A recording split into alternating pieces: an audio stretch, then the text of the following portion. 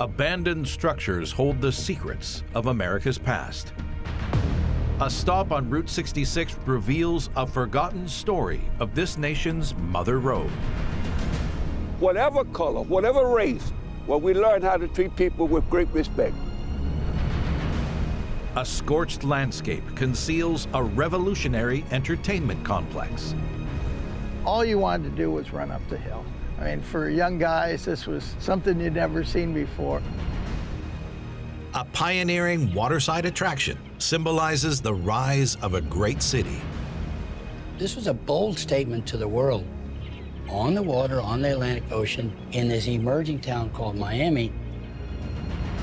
And one man's extraordinary feat of architecture speaks to this nation's pioneer spirit. America's absolutely come here, live free, build your dreams. Anything is possible. I mean, have you ever seen anything like this? Scattered across the United States are abandoned structures. Forgotten ruins of the past, monuments to a bygone era. Each shines a light on the story of this land and its people. These are the secrets of hidden America.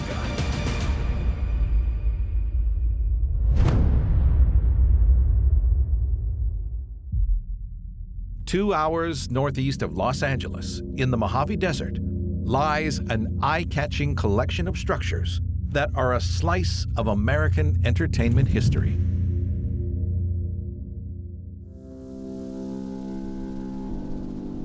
You've got this one-dimensional, pretty plain desert landscape, and then just this explosion of bright color. It's clearly a hotspot for graffiti artists because it's everywhere. Graffiti isn't the only reason people visit today. Some people come for a higher adrenaline activity. We've had a lot of people who've come through and trespassed, all had buggies, much like the ones behind me. And so that kind of is what sparked the idea. With the Mad Max-style desert surroundings and all the graffiti, feels like the perfect place for it. A proper racetrack is set to be built among the ruins. A new chapter in this site's storied history. This site is historic for everybody in the area. Everybody knows what it is. It was the first of its kind in the whole of America. But the good times didn't last. Kind of makes you wonder, did something dramatic or sort of terrible happen that closed it? It's a little bit of a mystery.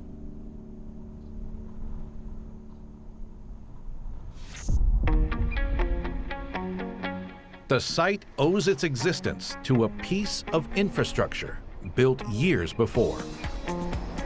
It wouldn't be here if it wasn't for the road. I mean, it's the lifeblood of the place. Interstate 15 cuts right through this area, and it's one of those freeways that has seen a substantial increase in traffic since its opening in the 50s. You've got these absolutely massive billboards, and you can imagine the name of the park up there in huge letters, enticing passing traffic to stop and come in. Steve Steiner was a teenager living in Los Angeles when he made his first journey here. First trip, my buddy said, this is going to be something you've never seen before. He said, it's a long drive, but come on out. This was in 1978, and Billy was driving his little 1963 VW bus that did about 55 miles an hour on the freeway tops. So we left Long Beach, and 2 hours later, here we were, and it was like nothing I've ever seen before. It was a true oasis in the middle of the desert. This is the Lake Dolores Water Park, the first water park to be built in America. What you're looking at is a critical piece of American entertainment history. But back in the early 60s when it first opened, it looked very different. This area used to be a family campground. It was this Lovely, picture postcard, quaint sort of place. This was first thing in the park, man-made lake. It's about 27 acres with about 5 acres of land. That's an island. Dr. Apal is part of a group redeveloping the park. Built in 1960s by a gentleman named Bob Byers. He named this lake after his wife, Dolores. So everybody driving on this highway, seeing this huge body of water would make them excited and want to come here and build memories with their families.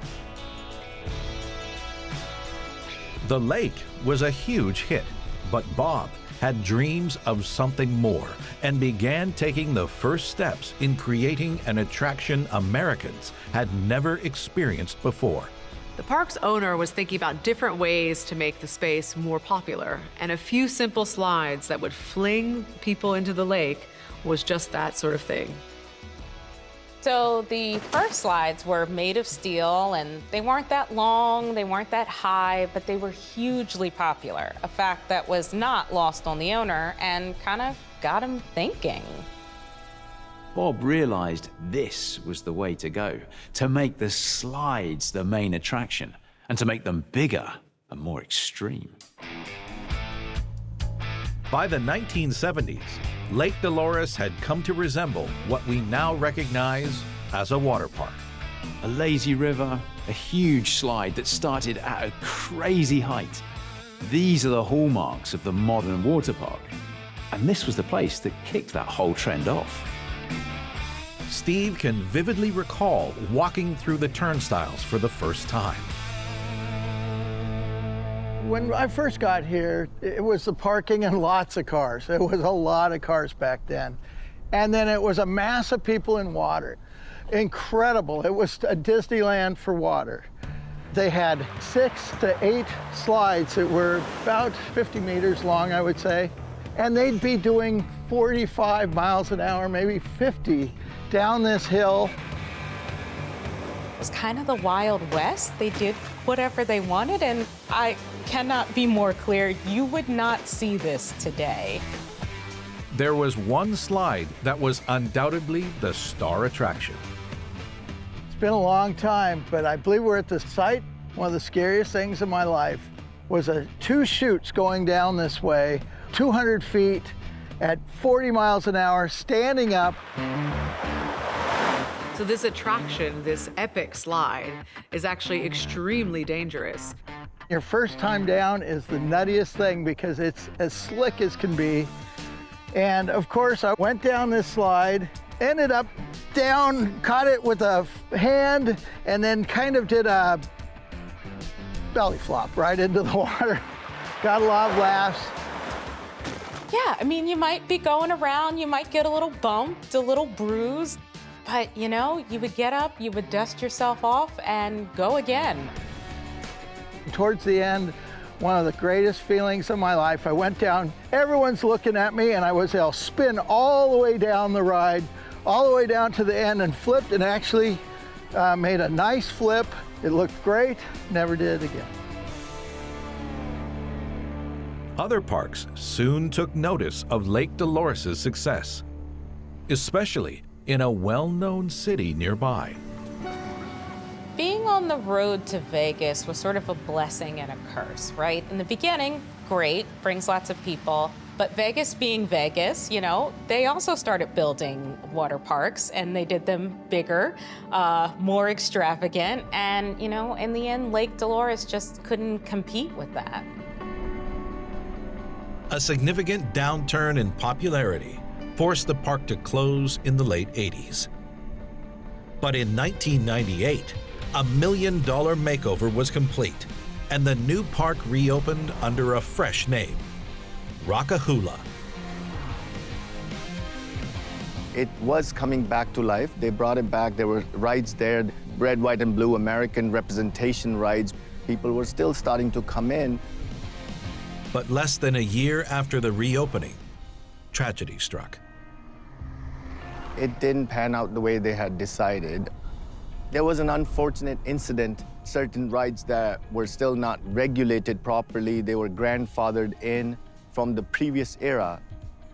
What we know about the accident is that it was off duty, it was off hours.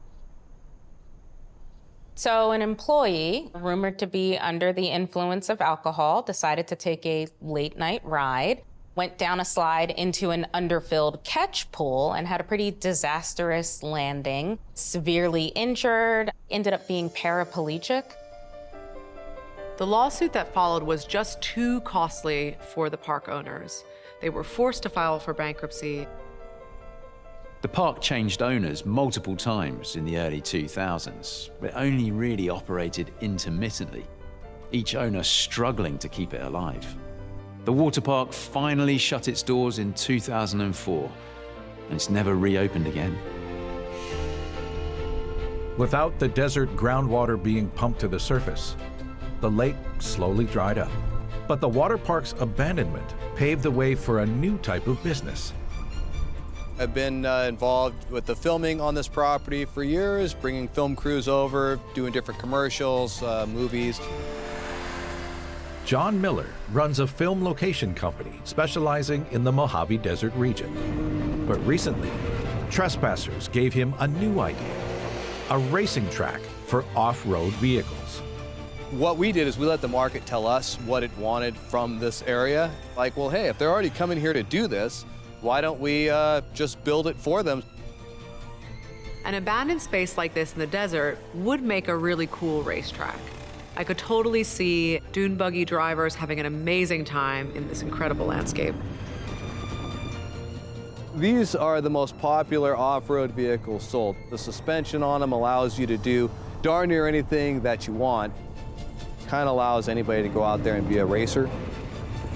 As well as the racetrack, there are also plans for a virtual reality experience, an RV park, and a hotel. For the first time in decades, the park now looks like it has a bright future. Dr. Appel's priority, though, is to bring back to life the park's oldest and biggest attraction.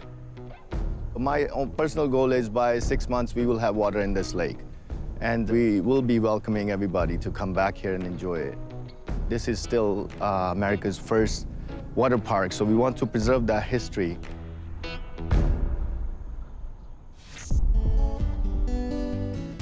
The Lake Dolores Water Park began with one man and his dream to build something Americans had never seen before. Decades later, there's at least one person who remains grateful.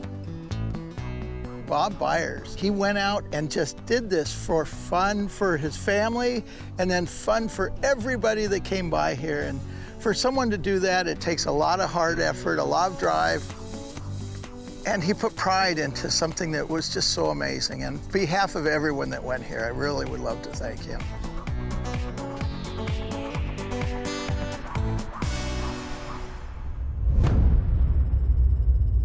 On the outskirts of Yellowstone National Park, deep in outlaw country, is a structure that celebrates the supreme freedom of the American West.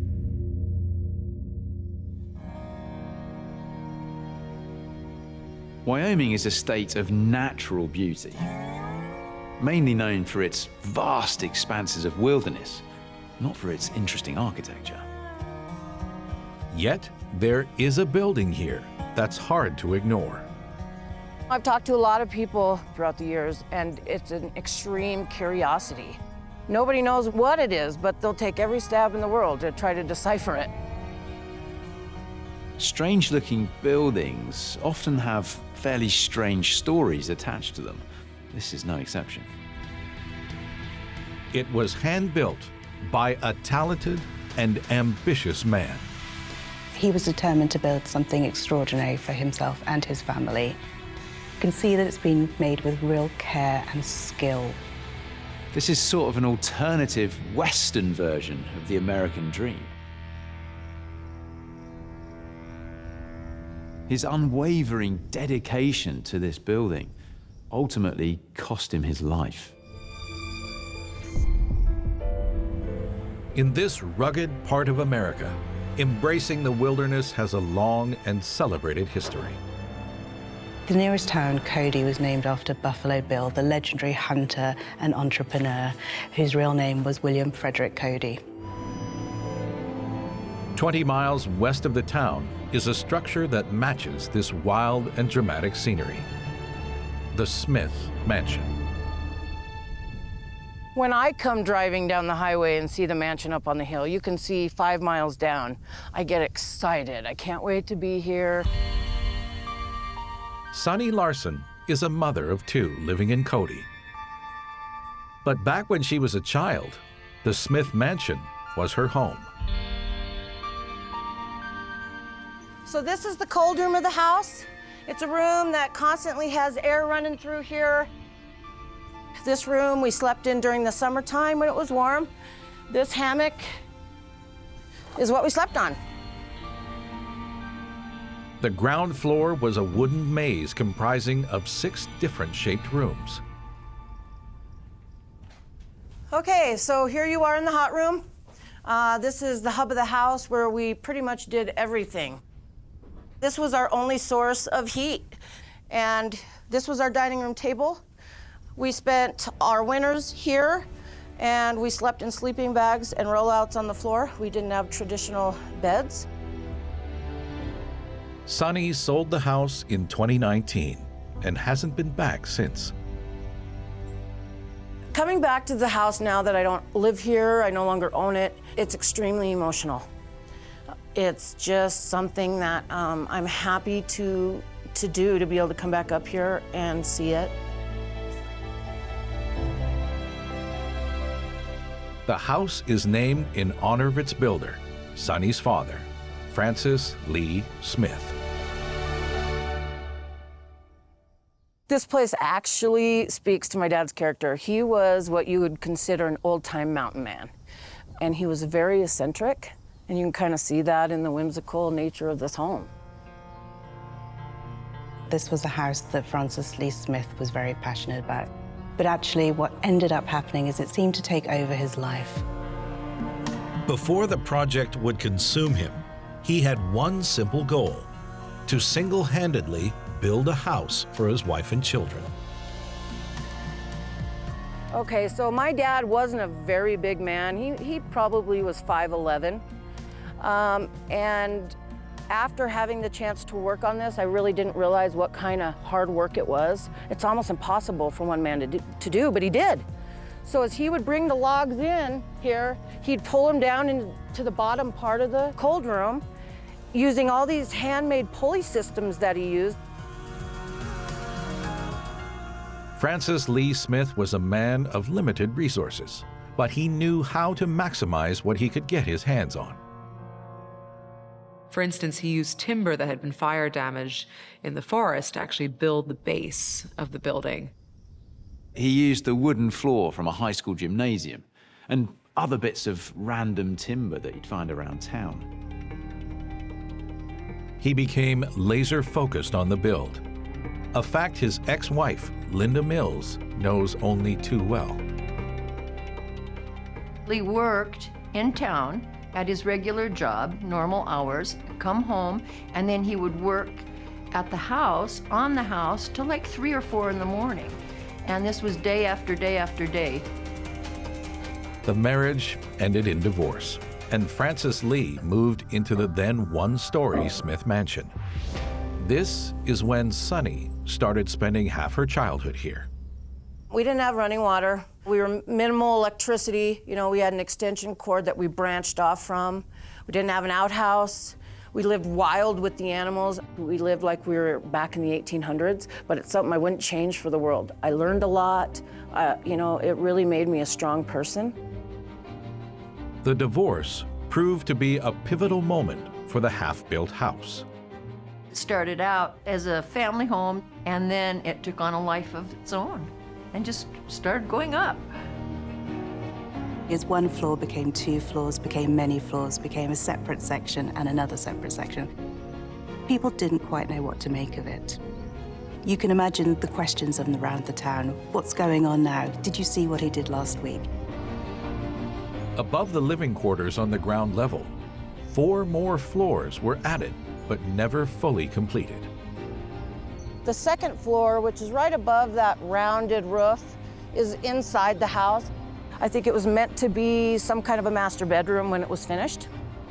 Once you get up to the third floor, which has the second smallest staircase, that was going to be all enclosed with windows, just like the bottom floor. A lot of lookout points were going to be in this house. My dad loved to glass the mountains for wildlife. This big staircase takes you up to the fourth floor, and from there, there's ladders that take you up to the crow's nest. You can see clear end of both sides of the valley, a beautiful spot.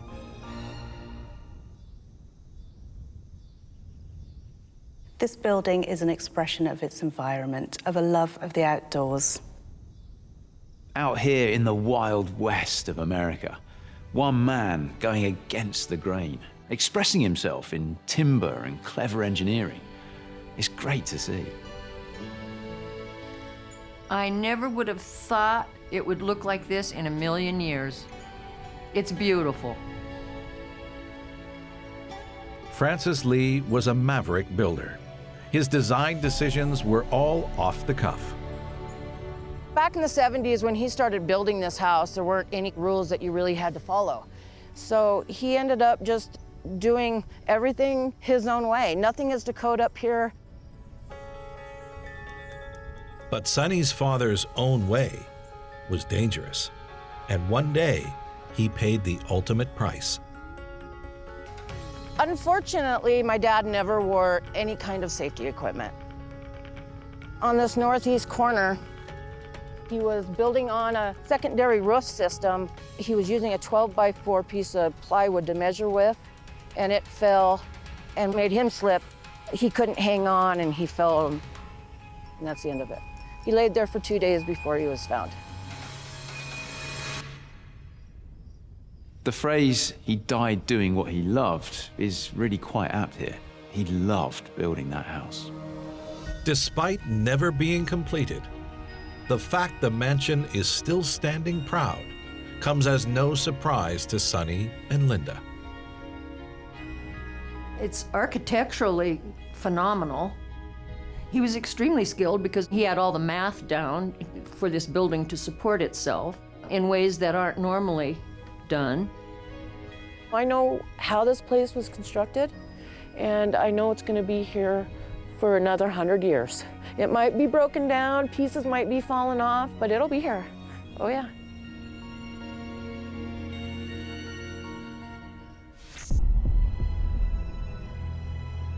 For Sonny, this will always be a monument to her father. This house is my dad, in every sense of the word. It's crazy, bold, it's beautiful. For others, it echoes the attitude of the country's early settlers. I think it's a masterpiece. I think this house represents true Old West grit and spirit.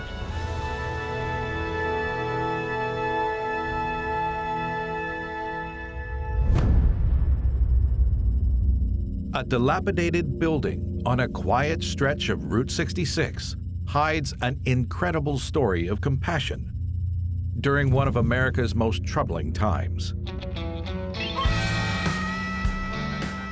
Route 66 really is a piece of Americana.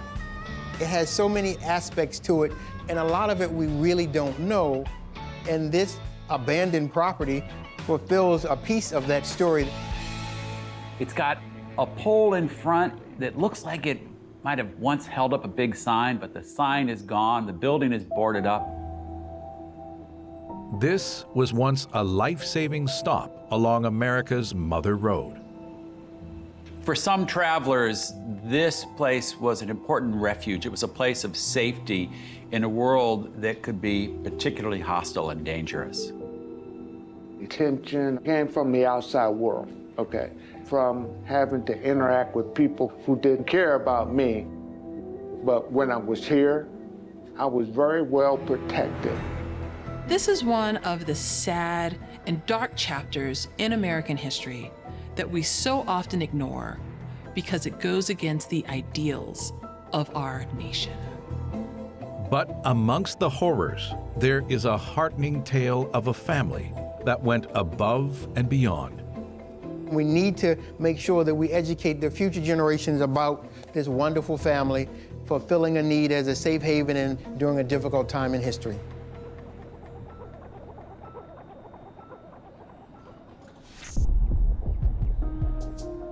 The buildings here have sat derelict for decades. But Reverend Alan Threet remembers a far busier time. When I was a kid, I remember being about 7 or 8 years old, coming out here to the gas pump right here, put gas into the car. The gas station was opened by Reverend Allen's grandfather, who made sure his business reflected his personal values. We was always trying to take care of the customer, trying to make people happy, because this was a service station of love. The Threet story of hospitality began in 1921, during one of America's most disturbing events. In the woods nearby, you can see the remains of a house that's now kind of collapsed. But once upon a time, this was an important place. This is the home that my grandfather built to raise his family in. Ed Threet and Reverend Allen are cousins and have heard tales of how this house became a refuge for people desperately fleeing the nearby city of Tulsa. What happened in Tulsa should never happen to anybody. You know, it just shouldn't happen. But my grandpa, being the kind of man that he was, just opened his heart and let people come to stay here. The event that people were escaping from was the Tulsa Race Massacre. An African-American young man is accused of speaking inappropriately to a white woman, and ultimately those accusations will lead to a raid of a white mob upon the thriving and successful Black community of Tulsa, Oklahoma. It was absolutely devastating. In the end, something like 35 square blocks of the city were burned to the ground. The initial estimates were that about 36 people were killed in the riots, but later it emerged that the number might have been as high as 300. These are stories that I've heard where our property, people were able to come and stay here and rest until they were able to find additional means to take care of themselves. At the time, the Tulsa Race Massacre was underreported. The atrocities went largely unpunished, and simple parts of life for African Americans remained tough. Travel was one of them. Traveling during the Jim Crow era for a Black person was a very difficult experience. There's much more than what meets the eye. It's a complex situation that is filled with all kinds of dangers, from entering a building, from needing to get gas, more importantly, trying to go to the bathroom. Reverend Allen and Ed's grandfather recognized this sad state of affairs and opened the Threet filling station in 1922. When the road here became part of Route 66 5 years later, it was said to be the only Black-owned service station on the whole 2,448-mile highway. This Black-owned filling station was critical to the success of African Americans that traveled along the Mother Road. Imagine not being able to get gas at a white station, but if you came to this filling station, you were home. You could get gas and keep on motoring along. As word spread of this unique gas station, people began stopping here for more than just gas. There was a table here. People could sit around the table. Generally, they were playing dominoes or cards or something to that nature. And here there were booths and stuff like that. In this area over here, well, you can see where food will be passed through from the kitchen to different customers. Anyone that is an African American over a certain age can instantly identify with the knotty pine that used to be in their family's club room, in their basement, part of Black America that makes you just sit back and smile and reminisce about the good old days. At weekends in the summer, it was in the field behind the gas station where eyes were drawn. This service station, they had what you call the Negro Baseball League. We had cars lined up all the way down the road about two or 3 miles. Backstop was here, first, second, third base. We had bleachers along the side here. People came here to relax and enjoy themselves. But this service station wasn't just a welcome stop for Black motorists, but a potentially life-saving one too.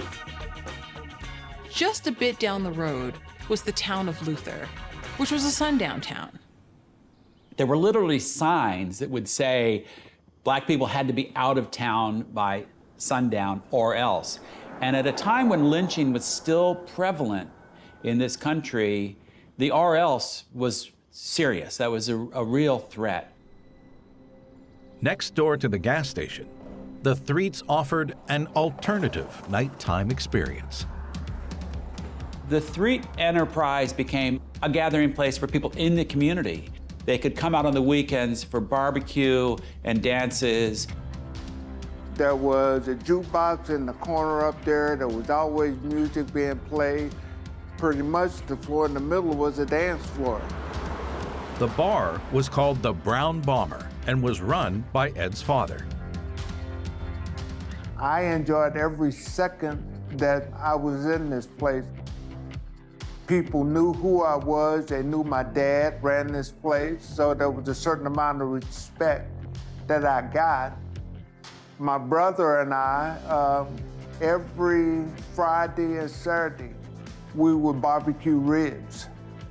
That was sort of like our job. It was such a tremendous atmosphere, being around older people. I just enjoyed it. I enjoyed it immensely growing up here.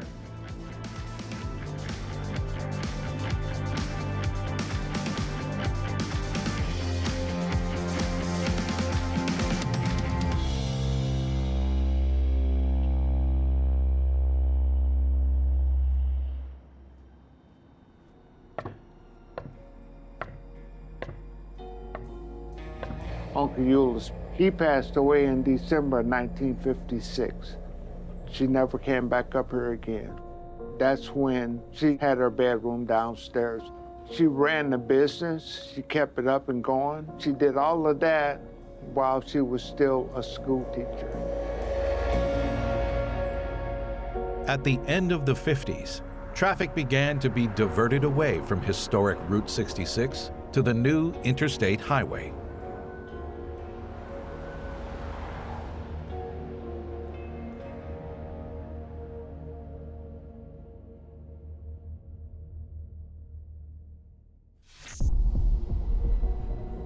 The Threet filling station was a vital sanctuary to African Americans throughout the middle of the 20th century, as the road to racial equality progressed painfully slow, and that journey is still ongoing. 10 years ago, I was the mayor of Luther, and I had a citizen tell me, "Don't let dark catch you in town." So you would like to think that things have changed. They haven't changed that much. They haven't. We definitely are not at the finish line yet.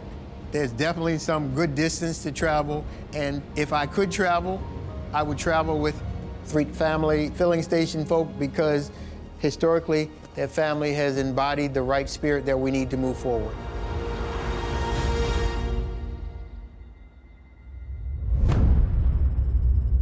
In Florida's so-called Magic City is a venue that helped announce its arrival as one of the country's newest vacation hotspots.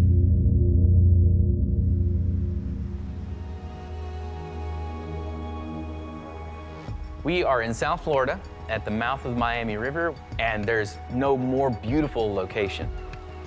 Miami Beach is famous. Everything is about water, the sea, and the sun down here. Right under the nose of Miami's residents lies a long-forgotten structure.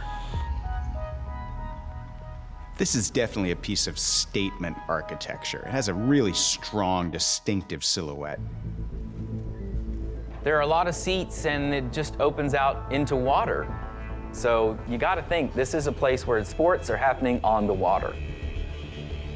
Ultimately, this place would prove to be more than a water sports venue. Events you would not expect took place here.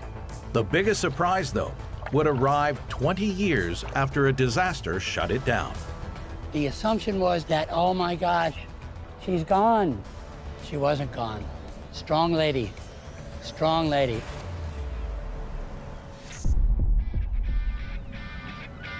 In the early 60s, the city of Miami wanted to show the world it was on the rise. They invested in large malls, a new football team, and here on this small downtown island, the Miami Marine Stadium. Miami Marine Stadium was the first purpose-built powerboat stadium ever built in the United States. Commissioned in 1962, the stadium played a key part in giving Miami its iconic image. Longtime Miami resident Bill Talbert spent many afternoons here watching the action unfold. I can remember sitting in those stands. The powerboats were just so incredibly exciting. There's 6,566 seats here, and there's not a bad seat. The task to design this stadium was handed to a 28-year-old immigrant from Cuba called Hilario Candela. One of his first decisions was to pick a building material tough enough to withstand the salty sea air. This stadium is still considered a modernist icon because it's made entirely from poured concrete. And at the time, it was the largest structure of cantilevered concrete in the world. But construction of the stadium was not the only challenge.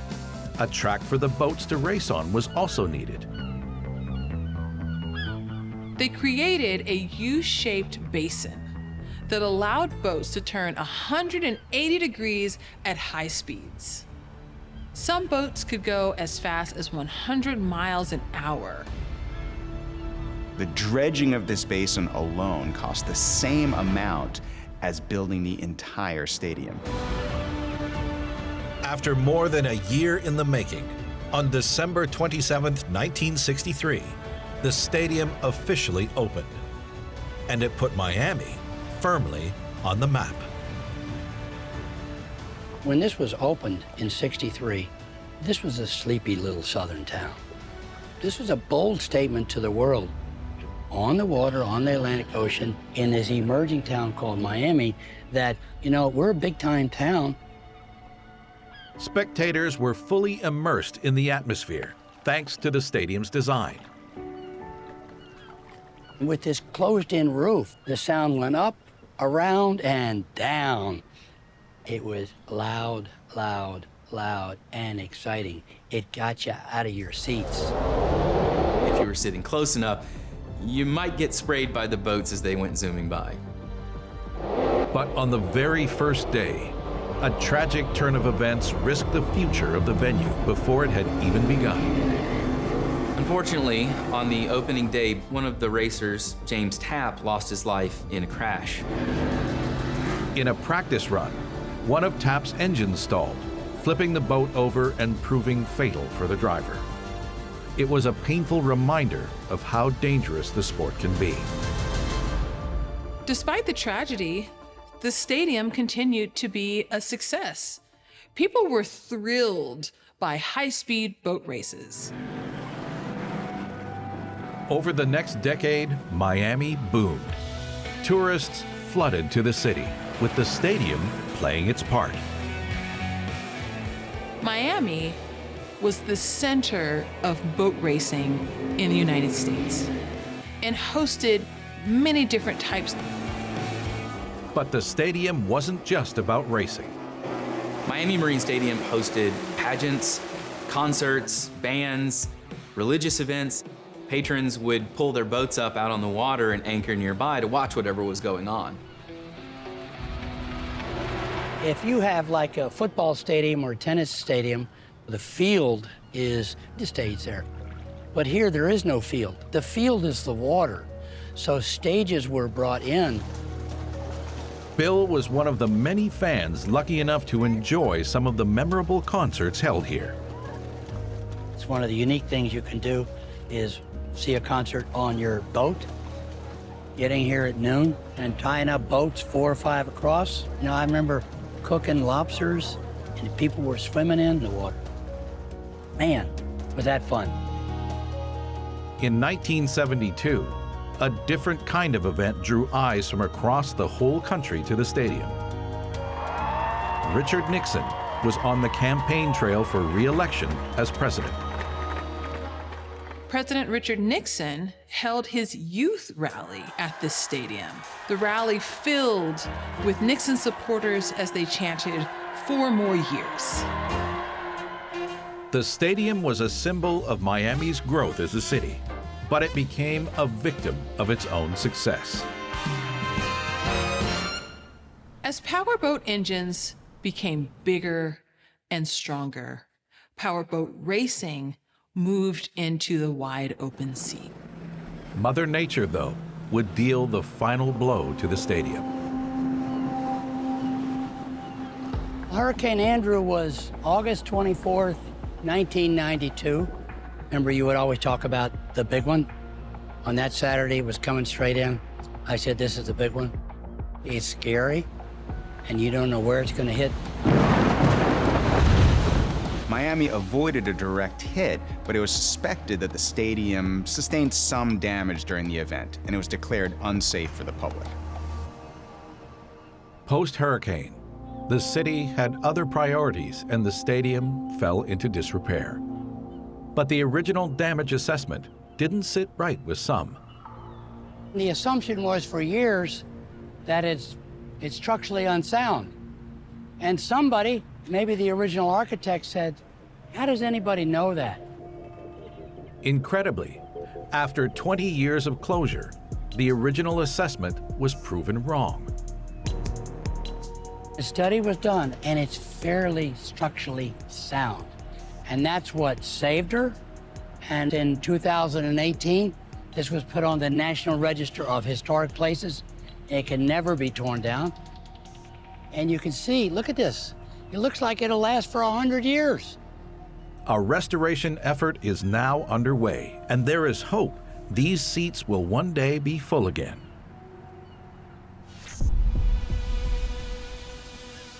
The Miami Marine Stadium symbolizes a time when the city announced itself as an entertainment destination to be reckoned with. It's part of our history. It's unique. Distinguishes Miami from all the competition. Nobody has this.